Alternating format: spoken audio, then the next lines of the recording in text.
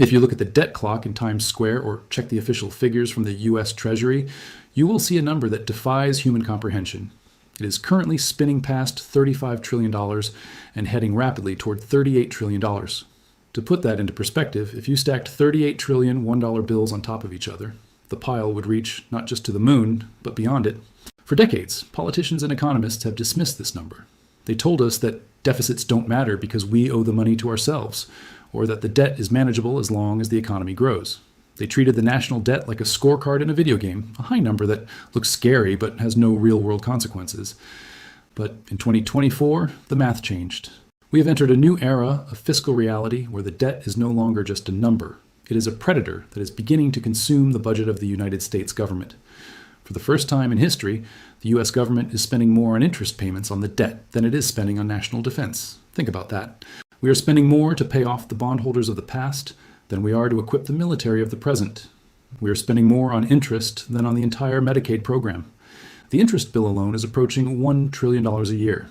This creates a terrifying phenomenon known as the debt spiral.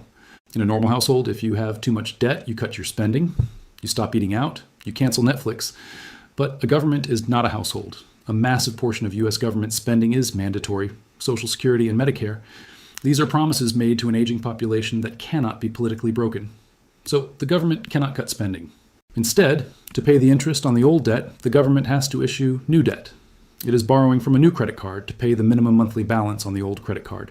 This increases the total debt, which increases the interest payments next year, which requires even more borrowing. It is a mathematical feedback loop that leads to exponential growth. The terrifying reality is that there's no conventional way out of this trap. There are only 3 traditional ways to reduce a sovereign debt burden of this magnitude, and 2 of them are politically impossible in the United States today. The first option is austerity. This means massive tax hikes and brutal spending cuts. To balance the budget and start paying down the debt, the government would have to double income taxes or abolish the U.S. military. Neither of those things is going to happen. Any politician who proposes cutting Social Security checks by 30% commits political suicide. Any president who proposes a 70% tax rate gets voted out in a landslide. The American economy is addicted to government spending. Pulling the plug would trigger a Great Depression instantly. So, austerity is off the table. The second option is default. The government could simply walk up to the podium and say, "We are not paying." This is what Argentina or Russia has done in the past. But for the United States, the issuer of the global reserve currency, this is the nuclear option. The entire global financial system, every bank, every pension fund, every trade contract, is built on the foundation that U.S. Treasury bonds are risk-free. If the U.S. defaults, the global banking system collapses overnight. Trade stops, credit cards stop working. It would be a financial apocalypse. So explicit default is also off the table. That leaves only one option. The third option. The option that every empire in history, from Rome to Weimar Germany to post-war Britain, has eventually chosen. It is the path of least resistance. It is the soft default. You don't refuse to pay the debt. You pay every single cent of it, but you pay it back in currency that is worth significantly less than when you borrowed it. You print the difference. This is not a conspiracy theory. It is the official, though unspoken policy of the United States government. It is a process of financial repression designed to transfer wealth from savers to the state. The goal is to keep the interest rate on the debt lower than the rate of inflation. Let's do the math. If the government owes $30 trillion and inflation is 5%, the real value of that debt shrinks by 5% every year. In purchasing power terms, the government has just erased $1.5 trillion of debt in a single year, without raising a single tax or cutting a single program. The bondholders get their money back, but that money buys fewer groceries and fewer houses, disguised as supply chain issues or transitory inflation. We are currently witnessing a historic shift in monetary policy called fiscal dominance. For 40 years, the Federal Reserve was the master. It raised interest rates to fight inflation, even if it hurt the economy. Today, the Treasury is the master. The debt is so high that the Fed cannot raise interest rates high enough to truly kill inflation, because doing so would bankrupt the U.S. government. If interest rates went to 10%, like they did in the 1980s, the interest payments on $38 trillion would be $3.8 trillion a year, more than the total tax revenue of the country. The government would collapse. So, the Fed is forced to tolerate higher inflation. It is forced to keep rates lower than they should be. It is forced to become an enabler of the Treasury's spending. The independence of the central bank is dying. We are moving into an era where the money printer is permanently fused to the government budget. This is the hidden crisis. It isn't a sudden crash. It's a slow boil. The $38 trillion number will keep going up. It will hit $40 trillion, then $50 trillion. But the value of the dollar will keep going down. The government is betting that it can inflate away the debt faster than the market can panic. It is a dangerous high-wire act. If they print too slowly, the debt crushes them. If they print too fast, they trigger hyperinflation. They are trying to thread the needle, running inflation at 4% or 5% for a decade. This sounds manageable, but the compound effect is devastating. At 5% inflation, the value of your savings is cut in half in 14 years. That is the plan, to wipe out half the value of the national debt and half the value of your savings by the mid-2030s. In the next section, we will break down the specific mechanisms they use to do this. We will explain yield curve control, the manipulation of the CPI, Consumer Price Index, and how the banking system is forced to buy government debt that nobody else wants. We will look at the mechanics of the great wealth transfer from Main Street to Washington. To understand how the government plans to make $38 trillion disappear, you don't need a crystal ball. You just need a history book. We are not in uncharted territory. We are rerunning the exact economic playbook used by the United States after World War II. In 1945, the U.S. debt-to-GDP ratio hit 119%. The government didn't pay it off with taxes. It didn't default. It liquidated the debt through negative real interest rates. For a decade, the Federal Reserve capped interest rates at 2.5%, while inflation averaged over 6%. Every year, the bondholders lost 3.5% of their purchasing power. This was a deliberate transfer of wealth from savers to the state. Today, this strategy is back. But it has been upgraded with 3 modern tools designed to ensure you do not notice the theft until it is too late. Tool number 1, the captive buyer. In a free market, if a government is $38 trillion in debt and spending recklessly, investors would demand a higher interest rate to lend them money. They would say, "You are a risky borrower, pay me 10%. But the US government cannot afford 10%. So it rigs the market by creating a captive audience. Through a complex web of banking regulations like Basel III and Dodd-Frank, the government forces banks, insurance companies, and pension funds to hold U.S. Treasury bonds. Regulators designate U.S. Treasuries as high-quality liquid assets, HQLA. Banks are legally required to hold these assets to satisfy their liquidity coverage ratios. It doesn't matter if the bonds pay 0.1% or if they are losing value. The banks must buy them to stay in business. This creates artificial demand.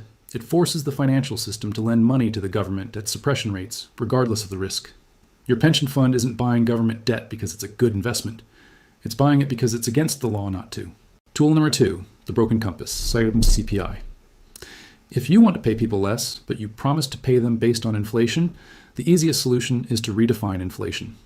Social Security payments and tips, Treasury inflation-protected securities, are linked to the Consumer Price Index, CPI. If CPI is 10%, the government has to pay out 10% more. So the government has a multi-billion-dollar incentive to keep the CPI low. Since the 1980s, the methodology for calculating CPI has been quietly rewritten to suppress the official number. They introduced substitution bias. The logic is, if the price of steak goes up, you won't buy steak, you will buy hamburger. Therefore, your cost of living hasn't gone up as much as the price of steak suggests. The CPI tracks the hamburger, effectively ignoring the fact that your standard of living has dropped. They introduced hedonic adjustments. If a new car costs $5,000 more than the old model, but it has better safety features, the government argues the price didn't really go up. The price increase is adjusted down because the quality is higher. These statistical sleights of hand save the government billions. If we use the 1980 methodology today, inflation would consistently be double the official number. The government is gaslighting you about the cost of your own survival to save its budget. Tool number 3, fiscal dominance. Finally, we have the central bank put. Historically, the Federal Reserve was independent. Its job was to protect the dollar. Under fiscal dominance, the Fed loses its independence. Its primary job becomes keeping the Treasury solvent. When foreign nations like China or Japan stop buying U.S. debt, which they have started to do, the Fed steps in as the buyer of last resort. It prints money to buy the bonds that nobody else wants. This is quantitative easing, QE. By buying the debt, the Fed artificially suppresses the yield. This keeps the government's interest bill affordable, but it floods the economy with new dollars. The result is that the stock market goes up, real estate goes up, and the price of assets disconnects from reality. This is the everything bubble. It creates the illusion of wealth. Your 401k looks higher, your house value looks higher, but it is a monetary mirage. You have more dollars, but those dollars buy less than they did 10 years ago. The government is effectively paying off its debt by diluting your share of the pie. The verdict. The U.S. government is not going to default. It is going to inflate. It is going to keep interest rates below the real rate of inflation for the next decade. This is the silent erasure. If you keep your money in a savings account earning 4% while real inflation is 8%, you are the one paying off the national debt. You are the donor class. The only way to opt out of this system is to own assets that the government cannot print. Serious direct-to-camera. We've talked about how the government uses inflation and regulation to silently seize your wealth. But sometimes the silent approach isn't fast enough. When a government gets truly desperate, they stop being subtle. They simply change the law to make your wealth theirs. In 1933, the United States government did exactly that. They criminalized the ownership of the one asset that allowed citizens to protect themselves from inflation. Franklin D. Roosevelt signed Executive Order 6102, seizing the gold of every American citizen under the threat of 10 years in prison. In the next video, we are going to tell the full, uncensored story of the Great Gold Seizure. We will uncover the secret prosecutions, the legal loopholes the wealthy use to escape, and the terrifying legal precedent that allows the president to seize your Bitcoin, gold, and 401k during a national emergency today. You need to know if your safe is actually safe. Smash that like button to keep the signal alive, and subscribe so you don't miss the history of the gold ban. I'll see you in the vault. We have established that the government is erasing the debt by erasing the value of your money. But this process is not hitting everyone equally. In fact, it is the primary engine of the growing inequality that is tearing the United States apart. To understand why, we have to revisit an 18th century French economist named Richard Cantillon. He observed a phenomenon that is now known as the Cantillon Effect. He realized that where the new money enters the economy matters. When the Federal Reserve prints $1 trillion, they don't drop it from helicopters over Iowa. They don't mail a check to every citizen. They inject it into the financial sector. They buy bonds from Goldman Sachs, JP Morgan, and BlackRock. These institutions get the new money first. They get it at zero interest. They use this free cash to buy assets, stocks, real estate, and technology companies. By the time this new money trickles down to the average worker in the form of wages, prices have already risen. The rich get the money before inflation, the poor get the money after inflation. This is why, since 2008, we have seen a K-shaped economy. The asset-owning class, the top 10%, has seen their wealth explode because the Fed is pumping up the value of their stocks and homes. The wage-earning class, the bottom 90%, has seen their purchasing power collapse because their wages cannot keep up with the price of rent and groceries. The national debt is effectively being paid off by liquidating the American middle class. The end of the risk-free era. This dynamic is forcing a fundamental change in how we must think about saving. For the last 40 years, the standard advice was work hard, save 10% of your income, put it in a bank, and buy government bonds. This was the 60-40 portfolio. It was designed for a world where money held its value. In a world of fiscal dominance, this advice is financial suicide. If you save in cash, you are guaranteed to lose. If you buy government bonds, you are guaranteed to lose purchasing power. We are entering an era of forced speculation. To simply preserve your wealth, you are forced to take risks. You have to buy stocks, real estate, or crypto just to outrun the devaluation of the currency. The government has turned the entire economy into a casino where you must gamble to survive because the safe option, saving, is being deliberately destroyed. The end game, CBDCs. But the final tool in the government's arsenal has not been deployed yet. It is currently being built in the basement of the Federal Reserve. It is the central bank digital currency, CBDC. Right now, the government's ability to manipulate the economy is limited by physical cash. If the Fed sets interest rates to 5% to wipe out the debt faster, you would simply pull your cash out of the bank and hide it under your mattress to avoid the penalty. Physical cash is the ultimate check on government power. It allows you to exit the banking system. A CBDC removes that exit. If the dollar becomes purely digital, the Federal Reserve gains total control. They can implement negative interest rates instantly. They can deduct 1% from your balance every month to force you to spend. They can implement expiry dates on money, telling you that your stimulus check must be spent within 30 days or it vanishes. This is not science fiction. It is already being tested in China with the digital yuan. The digital dollar is the ultimate solution to the debt crisis. It gives the state the power to micromanage the velocity of money and confiscate wealth with a few lines of code. The transition to a cashless society is not about convenience. It is about control. It is about ensuring that there is no escape valve when the great wealth transfer accelerates. The verdict. The United States is defaulting.